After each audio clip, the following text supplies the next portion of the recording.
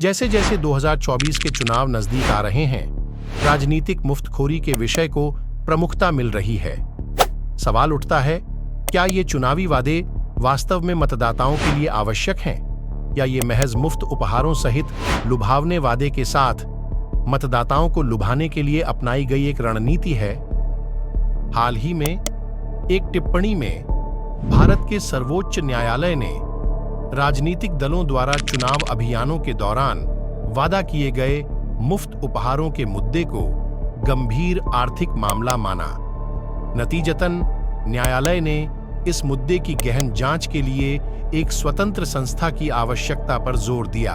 वह संस्था किसकी होगी, और यदि यह संस्था फिर से चुनाव आयोग के रूप में सत्तारूढ़ सरकार के नियंत्रण में है, तो इसका क्या फायदा? निस्संदेह यह अभिशाप है, और इसके कारण इस प्रकार हैं। अनियोजित वितरण।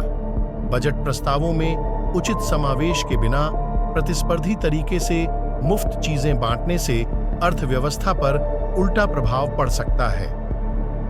गैर जिम्मेदाराना खर्च।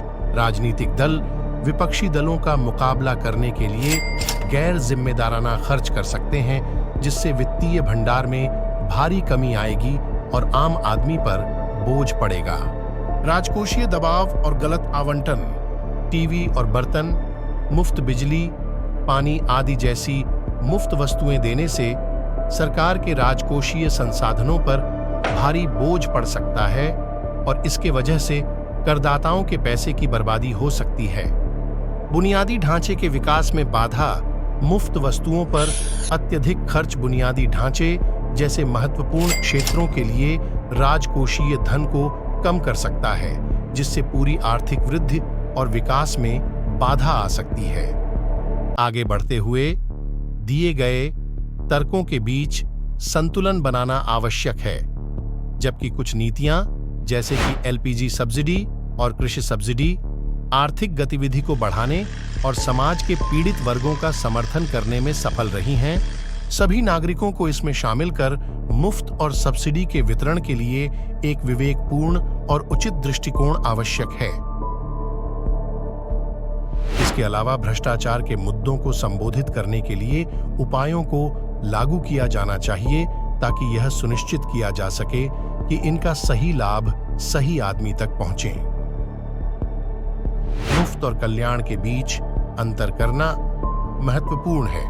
मुफ्त चीजें तभी स्वीकार्य हैं जब वे बुनियादी जरूरतें पूरी करती हैं। बेहतर भारत को बनाने में नागरिक जागरूकता को बढ़ावा देना एक महत्वपूर्ण पहलू है। जिम्मेदारी की भावना को बढ़ावा देकर और राजनीतिक दलों को मुफ्त वस्तुओं के अनावश्यक वितरण में शामिल होने से हतोत्साहित करके नागरिक बुनियादी ढांचे के विकास, रोजगार के अवसरों और राष्ट्रीय महत्व के अन्य क्षेत्रों पर रचनात्मक व्यय को प्रोत्साहित कर सकते हैं। आगे का रास्ता क्या होना चाहिए? कल्याण और मुफ्त के बीच एक रेखा खींचना। मुफ्त को आर्थिक दृष्टिकोण से समझा जाना चाहिए और करदाताओं के पैसे से जुड़ा होना चाहिए। सब्सिडी और मुफ्त के बीच अंतर भी आवश्यक है, क्योंकि सब्सिडी उचित है और विशिष्ट मांगों को पूरा करने के लिए विशेष रूप से लक्षित लाभ हैं। दूसरी ओर मुफ्त चीजें बिल्कुल अलग हैं। फंड का स्पष्ट उपयोग और संकेत। राजनीतिक दलों को घोषणा करने से पहले मतदाताओं और चुनाव आयोग को मुफ्त उपहारों के वितरण का खुलासा करना आवश्यक होना चाहिए। इसमें राजस्व के स्रोत, राजकोषीय संतुलन पर प्रभाव, सार्वजनिक व्यय की अवसर लागत और मुफ्त वस्तुओं की स्थिरता को निर्दिष्ट करना शामिल होगा। भारत के चुनाव आयोग को सशक्त बनाना। चुनाव के दौरान राजनीतिक दलों द्वारा मुफ्त की घोषणा को पूरा करना, नियंत्रित करना और निगरानी करने के लिए चुनाव आयोग को अधिक शक्तियां प्रदान की जानी चाहिए। इसमें चुनाव आयोग को पार्टियों का पंजीकरण रद्द करने, जुर्माना लगाने या आदर्श आचार संहिता या मुफ्त वस्तुओं पर अदालत के आदेशों का उल्लंघन करने पर अवमानना की कार्रवाई करने की अधिक शक्तियां देना शामिल होना चाहिए। मतदाता जागरूकता। लोकतंत्र में मुफ्त चीजों को रोकने या अनुमति देने की शक्ति मतदाताओं के पास है। मतदाताओं को मुफ्त के आर्थिक और सामाजिक परिणामों के बारे में शिक्षित करना और उन्हें राजनीतिक दलों से प्रदर्शन और जवाबदेही की मांग करने के लिए प्रोत्साहित करना। इसमें मतदाताओं को तर्कसंगत और नैतिक विकल्प चुनने के लिए सूचित करने और सशक्त बनाने के लिए जागरूकता अभियान, मतदाता साक्षरता कार्यक्रम, नागरिक समाज की पहल और मीडिया मंच बनाना शामिल होना चाहिए। न्यायिक हस्तक्षेप। संसद में रचनात्मक बहस और चर्चा कठिन है, क्योंकि मुफ्तखोरी संस्कृति का प्रत्यक्ष या अप्रत्यक्ष रूप से हर राजनीतिक दल पर प्रभाव पड़ता है। इसलिए उपाय प्रस्तावित करने के लिए न्यायिक भागीदारी आवश्यक है। सुप्रीम कोर्ट ने मुफ्त वस्तुओं के मुद्दे और अर्थव्यवस्था और लोकतंत्र पर उनके प्रभाव को देखने के लिए एक विशेषज्ञ समिति गठित करने का सुझाव दिया है। समिति में नीति आयोग, वित्त आयोग, आरबीआई और अन्य हितधारकों के सदस्य शामिल होंगे। समिति चुनाव प्रचार के दौरान राजनीतिक दलों द्वारा दी जाने वाली मुफ्त वस्तुओं को कैसे नियंत्रित किया जाए, इस पर सुझाव देगी। संपूर्ण विकास पर ध्यान। यह गरीबी, असमानता और बहिष्कार के मूल कारणों को संबोधित करेगा, जो लोगों को मुफ्त वस्तुओं के प्रति संवेदनशील बनाते हैं। बहुआयामी विकास, आर्थिक विकास और सामाजिक प्रगति के लिए अधिक अनुकूल वातावरण भी तैयार करेगा, जिससे लंबे समय में समाज के सभी वर्गों को लाभ होगा। इसलिए संपूर्ण विकास मुफ्तखोरी का अधिक प्रभावी और बेहतर विकल्प हो सकता है। निष्कर्षतः नागरिकों के बीच जागरूकता बढ़ाने और राजनीतिक दलों द्वारा जिम्मेदार व्यय को प्रोत्साहित करने से दीर्घकालिक मूल्य का निर्माण हो सकता है। सत्ता में रहने वाली पार्टियों को रचनात्मक पहलुओं को लागू करने के लिए अपने 5 साल के कार्यकाल का उपयोग करना चाहिए और इस तरह मतदाताओं की वफादारी कमानी चाहिए। इसे इस उदाहरण के माध्यम से अच्छी तरह से समझा जा सकता है। एक आदमी को अगर एक मछली दोगे तो वह उसे एक दिन के लिए खाएगा, और अगर उसको मछली पकड़ना सिखाओगे तो वह जीवन भर के लिए खाता रहेगा। मुफ्त की चीजों के लिए पैसा कहां से आ रहा है? मित्रों, कृपया ध्यान दें कि सरकार आम आदमी द्वारा एकत्र किए गए कर से और बाहरी ऋणों में वृद्धि करके मुफ्त सुविधाएं दे रही है। 2013-14 से 2022-23 के बीच केंद्रीय कर्ज 174% बढ़ा, बाहरी कर्ज 100% बढ़ा। वित्त मंत्रालय पिछले 9 वर्षों में केंद्र सरकार का कर्ज 174% बढ़ गया है, जबकि इसी अवधि के दौरान यानी 2013 या 14 और 2022-23 के बीच बाहरी कर्ज में 100% की वृद्धि हुई है। विदेशी कर्ज सरकार के कुल कर्ज का एक हिस्सा है। 31 मार्च 2014 तक केंद्र सरकार का कर्ज 58.6 लाख करोड़ रुपए यानी $703 बिलियन सकल घरेलू उत्पाद का 52.2% था, जो 31 मार्च 2023 तक 174% बढ़कर 155.6 लाख करोड़ रुपए यानी $1867 बिलियन और $1.8 ट्रिलियन कुल घरेलू उत्पाद का 57.1% हो गया।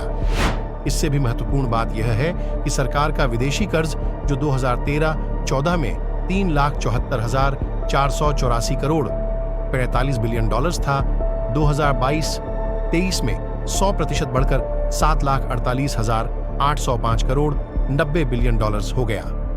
राज्य का बाहरी आरण मुख्य रूप से विभिन्न संस्थानों और उनके सहयोगियों द्वारा वित्त पोषित किया जाता है। इस बीच 2019-20 और 2020-21 के बीच केंद्र सरकार के कर्ज में 16% की तेज वृद्धि हुई, जो आधिकारिक सूत्रों ने कहा कि मूल रूप से कोविड-19 महामारी के कारण था, जिसने केंद्र के सार्वजनिक वित्त के अनुमानों को काफी परेशान कर दिया था। 2019-20 के अंत तक केंद्र सरकार का कर्ज 105.1 लाख करोड़ रुपए था, जो 2020-21 के अंत तक 16% बढ़कर 121.9 लाख करोड़ रुपए हो गया। भारतीय अर्थव्यवस्था पर मुफ्त का प्रभाव।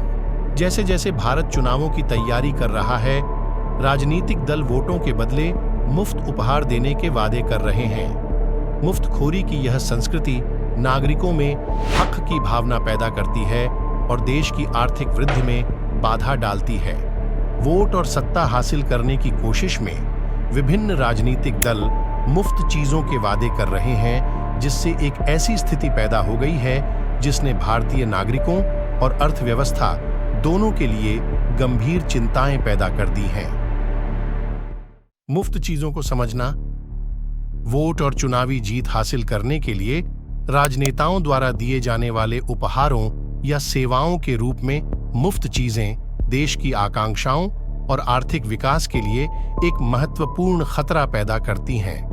मुफ्तखोरी को कल्याणकारी योजनाओं से अलग करना जरूरी है, जबकि कल्याणकारी योजनाएं जैसे कि सब्सिडी वाले खाद्यान्न, शिक्षा और स्वास्थ्य सेवा का उद्देश्य समाज के पिछड़ित वर्ग पर रहने वाले वर्गों का उत्थान करना है।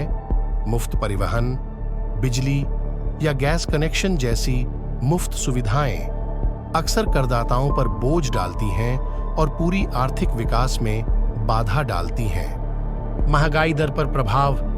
हालांकि मुफ्त चीजों का महंगाई दर से सीधा संबंध नहीं हो सकता है, लेकिन उनके परिणाम अप्रत्यक्ष रूप से अर्थव्यवस्था को प्रभावित कर सकते हैं। महंगाई दर समय के साथ कीमतों में वृद्धि अक्सर पैसे की क्रय शक्ति में गिरावट से प्रेरित होती है। जब मुफ्त वस्तुओं से प्रयोज्य आय में वृद्धि होती है तो उपभोक्ता मांग बढ़ती है, जिसके परिणाम स्वरूप कीमतों में वृद्धि होती है। यह परिदृश्य आपूर्ति और मांग के संतुलन को बाधित कर सकता है, जिससे महंगाई दर बढ़ सकती है। निर्भरता और आर्थिक परिणाम। मुफ्त की संस्कृति नागरिकों के बीच हक की भावना पैदा करती है, जिससे सरकार पर निर्भरता बढ़ती है। यह संस्कृति व्यक्तिगत जवाबदेही को कमजोर करती है और राष्ट्र की वृद्धि और विकास में बाधा डालती है। मार्गरेट थैचर से एक सबक। ब्रिटेन की पूर्व प्रधानमंत्री मार्गरेट थैचर के शब्द हमें याद दिलाते हैं कि जनता का पैसा अंततः करदाताओं का पैसा है। अत्यधिक मुफ्त चीजें राज्य के वित्त पर दबाव डालती हैं, जिससे आरण का बोझ बढ़ता है, जो अंततः देश की आर्थिक प्रगति में बाधा डालता है। निष्कर्ष। भारत की आर्थिक यात्रा उल्लेखनीय उपलब्धियों से भरी है, लेकिन चुनावी राजनीति में मुफ्तखोरी के प्रसार से इसकी आर्थिक स्थिरता को खतरा है। नागरिकों को वास्तव में लाभ पहुंचाने वाली कल्याणकारी योजनाओं और मुख्य रूप से वोट हासिल करने के उद्देश्य से मुफ्त योजनाओं के बीच एक स्पष्ट रेखा खींची जानी चाहिए। सभी भारतीयों के लिए समृद्ध भविष्य सुनिश्चित करते हुए सतत आर्थिक विकास देश की सर्वोच्च प्राथमिकता रहनी चाहिए। मुफ्तखोरी देश के लिए अभिशाप क्यों है, इसका ताजा उदाहरण है श्रीलंका से सबक। मुफ्त की राजनीति के गंभीर परिणाम होते हैं। 2019 में श्रीलंका में राजपक्षे सरकार ने चुनावी वादों को पूरा करने के लिए करों में कटौती की। विश्व की रेटिंग एजेंसियों ने यह कहते हुए तुरंत श्रीलंका की रेटिंग घटा दी कि इससे उसकी राजकोषीय और ऋण स्थिरता कमजोर हो गई है। विश्व बैंक के दिशा निर्देशों के अनुसार किसी भी देश का नियंत्रित सकल घरेलू उत्पाद और ऋण अनुपात 20% होना चाहिए। यह किसी भी विकासशील देश के लिए आदर्श स्थिति है। यदि यह 60% को पार कर जाता है तो उस देश की अर्थव्यवस्था को गंभीर चुनौतियों का सामना करना पड़ता है। सरल शब्दों में कहें तो यदि किसी देश की कर, FDI आदि से कमाई 100% है तो उसे देय ऋण ब्याज और EMI 20% के बराबर या उससे कम ही होनी चाहिए। जैसा कि हम सभी जानते हैं कि श्रीलंका में पर्यटन आय का प्रमुख स्रोत है। राजपक्षे परिवार के सदस्य अपनी सरकार में प्रमुख पदों पर रहे हैं और इस परिवार के करीबी रिश्तेदारों को उच्च नौकरशाहों के रूप में नियुक्त किया गया था। सरकार द्वारा प्रतिभा की उपेक्षा प्रदर्शन का एक प्रमुख कारण बनी। श्रीलंकाई अर्थव्यवस्था का सवाल यह आता है कि हम श्रीलंकाई मॉडल पर चर्चा क्यों कर रहे हैं और भारतीय अर्थव्यवस्था को लेकर चिंता क्यों है। यहां यह ध्यान रखना महत्वपूर्ण है कि कि श्रीलंकाई अर्थव्यवस्था को हिलाने में मुफ्तखोरी ने प्रमुख भूमिका निभाई। हाल ही में पश्चिम बंगाल, तमिलनाडु, उत्तर प्रदेश, पंजाब और उत्तराखंड जैसे कुछ प्रमुख भारतीय राज्यों में विधानसभा चुनाव हुए और सभी राजनीतिक दल लोकप्रिय वोट हासिल करने के लिए आकर्षक मुफ्त पेशकश लेकर आए। पिछले कुछ वर्षों में मुफ्त की राजनीति चुनावी लड़ाई का एक अभिन्न अंग बन गई है। राजनीतिक दल लोगों का वोट सुरक्षित करने के लिए मुफ्त बिजली पानी की आपूर्ति, बेरोजगारों, दिहाड़ी मजदूरों और महिलाओं को मासिक भत्ता के साथ साथ लैपटॉप, स्मार्टफोन आदि जैसे गैजेट देने का वादा करते हैं। मुफ्त चीजों के पक्ष और विपक्ष दोनों में तर्क है। साथ ही मुफ्त चीजों और सब्सिडी के बीच अंतर भी स्पष्ट किया जाना चाहिए।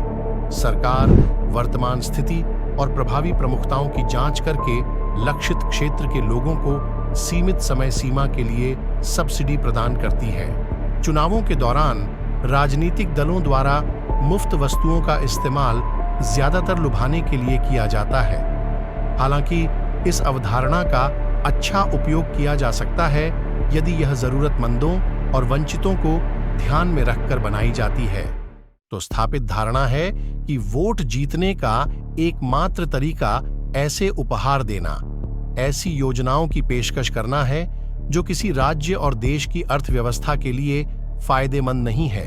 निष्कर्ष: सरकार को मतदाताओं को लुभाने के लिए मुफ्त चीजें बांटने के बजाय कुशल तरीके से जनता की सेवा करनी चाहिए और ऐसी योजनाएं चलानी चाहिए जिससे वृद्ध लोगों और गरीबों को फायदा हो, जिससे देश को सभी क्षेत्रों में विकास करने में मदद मिलेगी।